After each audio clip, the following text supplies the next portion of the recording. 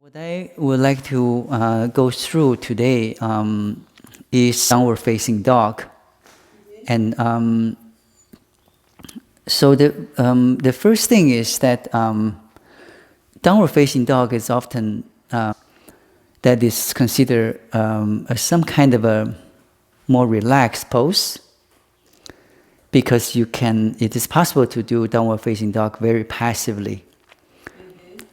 And when some years ago, when I used to take a class, a sort of an intermediate advanced flow with a teacher that I like at that time.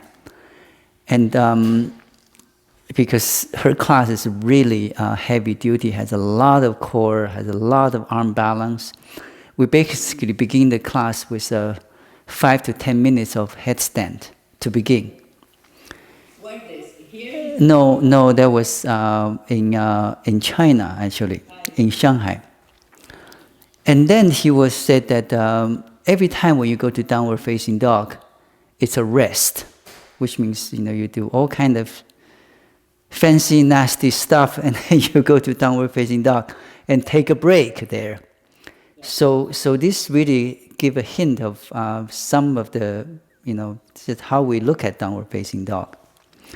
So, but as we know that all yoga poses should be done with which should be done actively and together with movement, because this is when the body produce the best, when exercise produce the best result, is when the muscles are activated, to get into a pose and stay in the pose and exit the pose. Because the reason we have spoken about it, when you actively engage your muscles, it causes reciprocal reflex to the opposing muscles to relax. So, and also you avoid stretch reflex, which you would, for example, you go into a pose through the gravity or through the momentum, or going too quick, or you force it, and then in a way that is using external force. And in any case, when these are not done actively, you risk evoking stretch reflex, which we don't want, because it will tense the muscle, and then it will also disturb your nervous system. So this is the first thing that we want to be clear, is that just like any other pose, just like any other movement, that downward facing dog should be done actively. And then second thing that we can consider is that to look at the downward facing dog, just look at the shape. The downward facing dog, it's the arms is actually stretched upwards. I mean, it's on the floor, of course, but because we are pushing the floor, but the arms are pretty much, the shoulders are in this position. And then it's easier than when we are just doing it like Uddhava Hastasana, just bring the arms up, and to lift the shoulders towards the ears. It's quite hard for some people, but it's much easier when they have something to push. And we understand that when you lift the shoulders up, when you lift the shoulders up past the ears, you traction the spine, right? You make the spine longer, you lengthen the spine. So this is one thing that downward facing dog would do for you, is that it helps you to lengthen the spine. The downward facing dog is placed in salute, right? And the salute is itself is complete. I mean, it's not complete, but it's a sort of a package that is within this, it's a world within itself, right? And then you can do salute many times. And therefore, there is some sort of balance and within this format. So and we look at the downward, what happened with downward before downward facing dog, it's a back bend, it's upward facing dog, right? And then you go to downward facing dog. You stay there for 5 breaths sometimes. So, so this is one thing that we can see, that if there is a connection between these two poses, we should consider after a back bend, it should be some sort of active forward bend. Why I'm saying this is because very often, knowing it or not, that often we do downward facing dog with the spine somewhat trying to extend rather than trying to flex, right? This is primarily because of the gravity that is in play here, right? In that case, when the body is in this position, right, the shoulders and the hips are both, being pulled by the gravity. So it's very easy actually to use this pose to stretch the shoulders, right? Which is not wrong. But for most people, first of all, if their shoulders are very tight, right, this is very difficult for this to happen.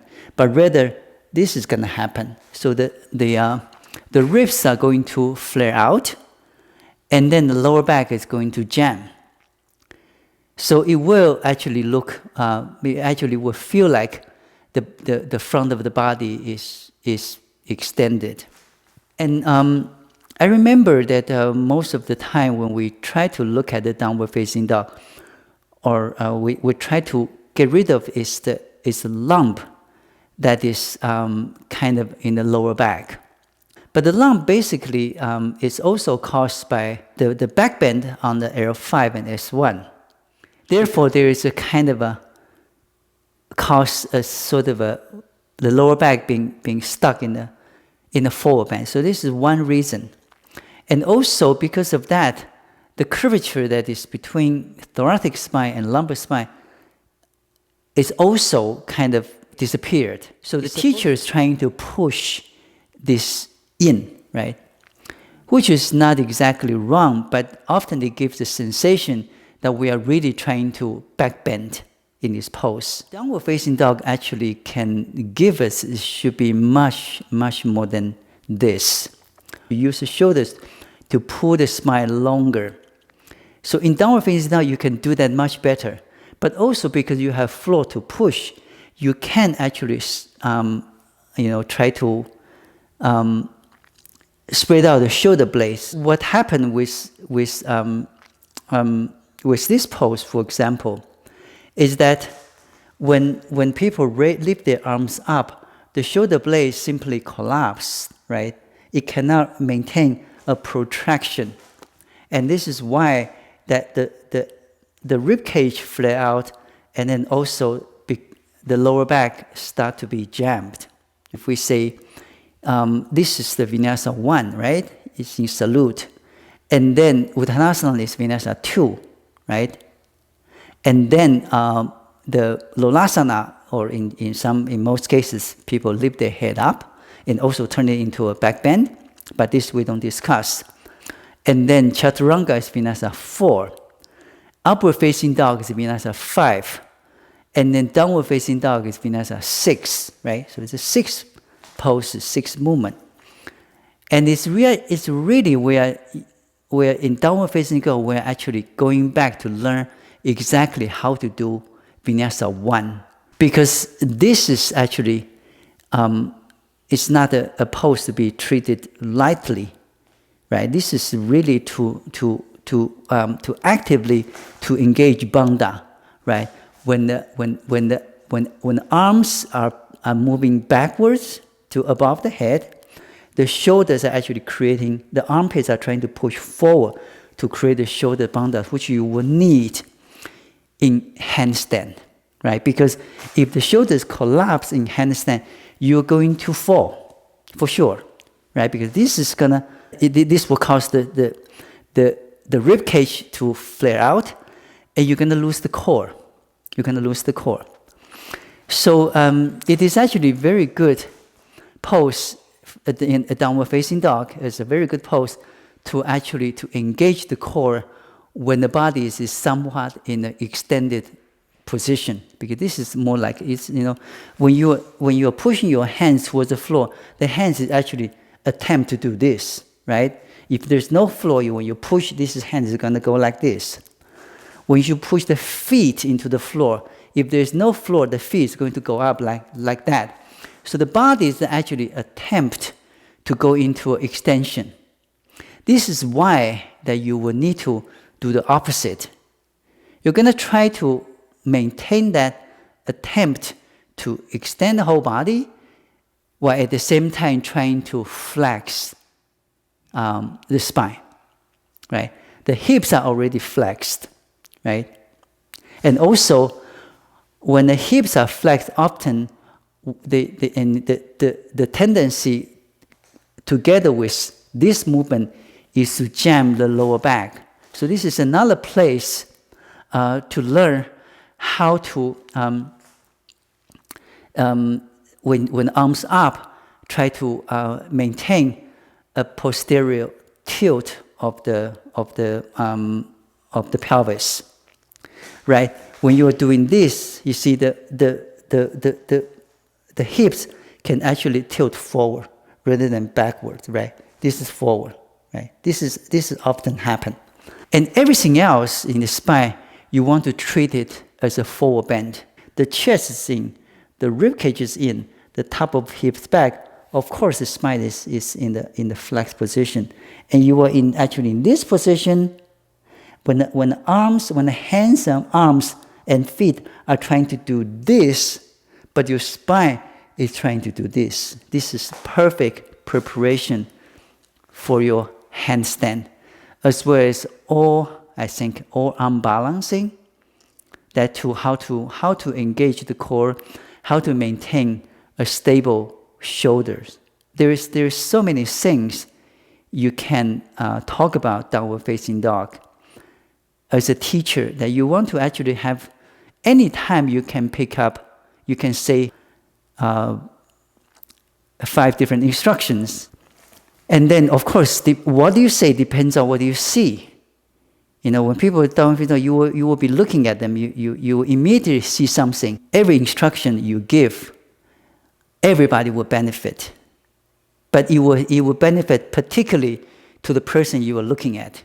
So you know that at least it will benefit this person, but everyone else will also have a reminder of something. And something that also people don't appreciate enough is the use of hands. Because they don't realize this is actually an arm balancing. You know, because the half of the weight depends on how you do it. Half of the weight is actually on the hands, right?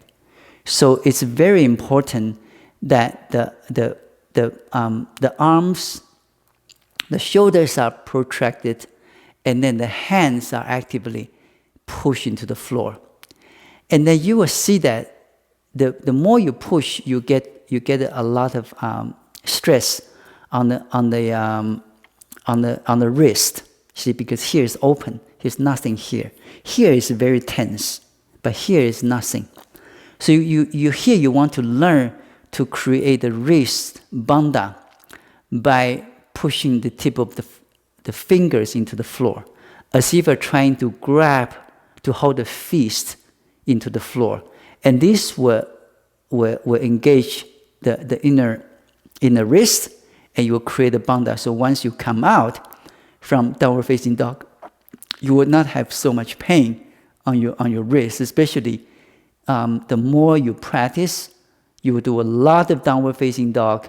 You will actually start to do certain arm balancing, and you want to begin to train your fingers, because at the beginning this doesn't happen easily. People cannot really push very much with their fingers, right? So you will need to start to train your finger to be able to grab the floor. And also, this movement will help, this as if you're trying to trying to externally rotate. This also helps you to engage the bicep. Because we mentioned before, when you push the hands into the floor, the tricep is working, the muscles on the outer arms, right? But the bicep is often soft. That's why we say that in yoga practice, there's a lot of pushing, but it's not enough pulling. Pulling will engage bicep, but internally rotate the shoulders also will engage the bicep, right? If you can try it, that just keep the arm straight and then feel that your bicep is soft. As soon as you try to internally rotate, the bicep will turn on. Right. So as far as the legs, whether it is really important to stretch the legs, to me it's secondary. A lot of teachers, again, or a lot of practitioners, they feel that the one of the goals, the final goal for downward facing dog, is to be able to keep the knee straight and bring the heels onto the floor, which means they are considering downward facing dog as a hamstring stretch. The more you want to turn into a hamstring stretch, the more you will tend to anterior tilt your pelvis. You're going to try to actually do this because this will lift the sitting bones and it will actually stretch your hamstring. I mean, there's no reason why you shouldn't do that. But as we look at the general yoga practice, there is so much poses that are being turned into hamstring stretch when they actually could be something perhaps more beneficial, because if so many poses are a hamstring stretch, how about the front of the hips, the front of the legs? Are you going to do as much to stretch the front of the legs as much as you stretch hamstring? Obviously, we're not doing that. It's nearly enough, and we already have a very tight hips, right? So whether you will stretch the knee, you straighten the knees, or whether you bring the heels onto the floor, to me is secondary. But you want to first use downward facing dog to develop a trunk stability when your arms are in this position, which really is not easy. When you just bring your arms up and then you can maintain the integrity of your spine, your shoulders, your hips, is honestly speaking not easy. Right? You do get a feeling that the trunk is doing this, but the shoulders are doing this. It's not so easy to actually get the same result if you're simply trying to do this. Of course, eventually you will be able to, without anything to push, you'll be able to do this and this. See, this is, look at my spine, right?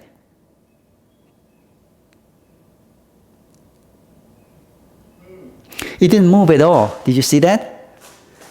So eventually, but how did you get to this point? It's from poses like downward facing dog, right? So once you do that, and of course you can, stretch your hamstring a little bit.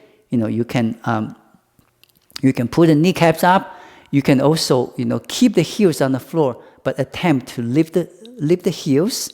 This also helps to push the shin bone back, and you will get some hamstring stretch. Like if you bring the head down, you are going to cause the neck to bend forward, and then this will cause the entire spine to bend forward, which is really what we want.